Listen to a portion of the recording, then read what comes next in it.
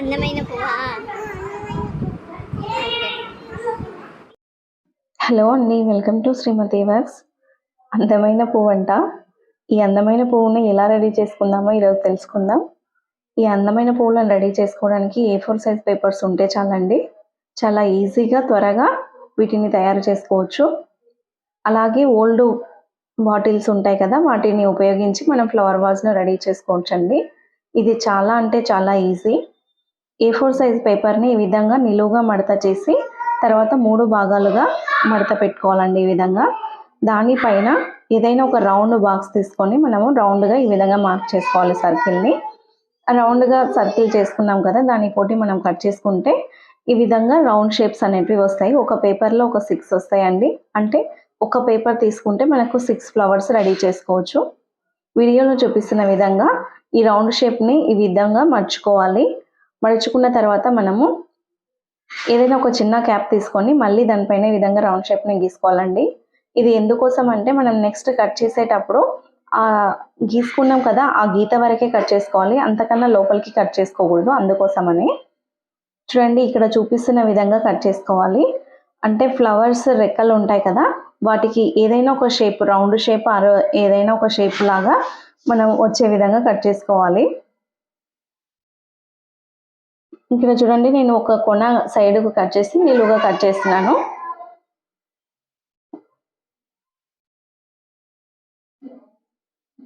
Flower cutting అనేది ready అయిపోయింది. దాన్ని మొత్తం విడదీసుకోవాలి. ఈ విధంగా చూడండి, ఇలా వచ్చేస్తుంది. దాన్ని మనము ఒక సైడ్ నుంచి మిడిల్ వరకు కట్ చేసుకోవాలండి. మిడిల్ కంటే ఎక్కువ కట్ చేసుకోకూడదు.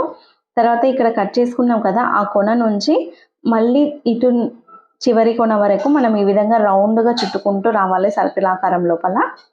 ఇది ఒక మొగ్గలాగా వచ్చింది కదా, ఇది రెండింటిని మనము అతికించుకోవాలి. ఈ కొనను ఈ విధంగా పెవికల్తో స్టిక్ చేసుకుంటే ఒక ఫ్లవర్ మొగ్గలాగా రెడీ అయింది. చూడండి, ఒక చిన్న ఫ్లవర్ లాగా వచ్చింది కదా. నేను ఇక్కడ మనం స్కేల్ అయినా తీసుకోవచ్చు, కాకపోతే ఇక్కడ నేను కత్తెరన్నతోనే ఇట్లా అంటున్నానండి పువ్వు రెక్కలను. ఎందుకోసం ఇలా అంటున్నానంటే ఫ్లవర్ రెక్కలు రియల్ రెక్కల్లాగా అనిపిస్తాయి. అందుకోసం మనం కొంచెం వంచినట్లయితే ఫ్లవర్ రెక్కలు అనేటివి కొద్దిగా వంగినట్లు అనిపిస్తాయి. ఫ్లవర్ అనేది రెడీ అయిపోయింది.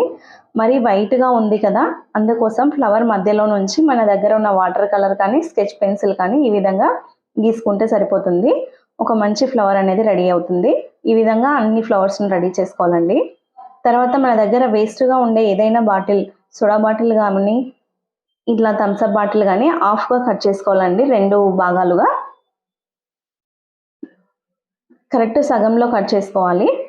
ఇక్కడ నేను కట్ చేయడానికి నా చాకు షార్ప్గా ఉంది కాబట్టి ఈజీగా కట్ అయింది. కానీ ఒకవేళ కట్ కాకపోయినా ఏదైనా చాకును మంటకు వేడి చేసి తర్వాత కట్ చేసినట్లయితే చాలా ఈజీగా కట్ అవుతుందండి. తర్వాత మన దగ్గర ఉన్న సీజర్ సహాయంతోనే ఈ విధంగా పొడవైన చీలికల్లాగా కట్ చేసుకోవాలి. బాటిల్ని అన్ని చిన్న చిన్న స్ట్రిప్స్ లాగా కట్ చేసుకోవాలి, ఎన్ని వీలైతే అన్ని.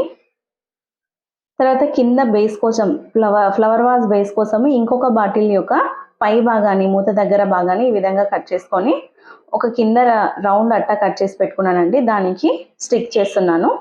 ఇక్కడ మనం రెడీ చేసుకున్న ఫ్లవర్స్ ఉన్నాయి కదా, ఆ ఫ్లవర్స్ తీసుకొని మనం బాటిల్ కట్ చేసుకున్నాం కదండి ఇంతకుముందు, ఆ కట్ చేసుకున్న ఆ రెమ్మల్లాంటి భాగాన్ని, బాటిల్ భాగాలను ఒకటి కిందికి ఒకటి పైకి ఈ విధంగా ఒత్తుకుంటే ఫ్లవర్ రెక్కలు అనేటివి విడదీసినట్లు మంచిగా అనిపిస్తాయండి.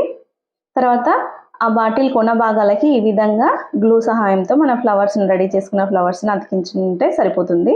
గ్లూ అనేది త్వరగా అంటుకుంటుందండి, కాబట్టి ఈజీగా అతికించుకోవచ్చు. ఫెవికాల్ అయితే కొద్దిసేపు ఆరాల్సి వస్తుంది. ఈ విధంగా 2 భాగాలు, పైన భాగము కింది భాగం రెండింటిని కూడా మనము కట్ చేసుకున్నాం కదా, ఆ విధంగా బాటిల్ యొక్క 2వ పై భాగానికి కూడా ఫ్లవర్స్ని ఈ విధంగా అతికించుకోవాలి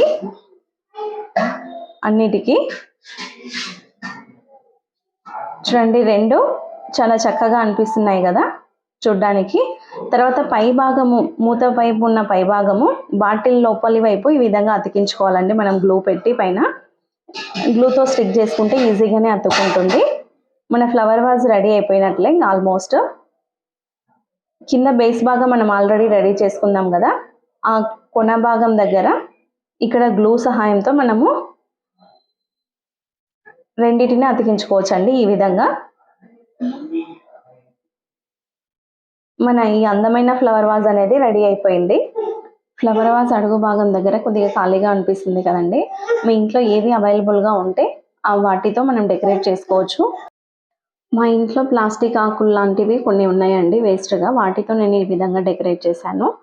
చూడడానికి ఫ్లవర్ వాజ్ అయితే చాలా అందంగా అనిపిస్తుంది కదా. చాలా అంటే చాలా బాగుంటుందండి అసలు. ఈ ఫ్లవర్ వాజ్ అనేది నేను టీవీ సెట్ దగ్గర పెట్టాను. చూడడానికి ఎంతో అందంగా అనిపించింది. ఫ్యాన్ వేసినప్పుడు అయితే ఆ గాలికి ఇంకా ఈ ఫ్లవర్స్ ఊగుతూ ఉంటాయండి. అప్పుడు ఇంకా చాలా బాగుంటుంది చూడడానికి. ఈ వీడియో నచ్చితే please like, share and subscribe our channel.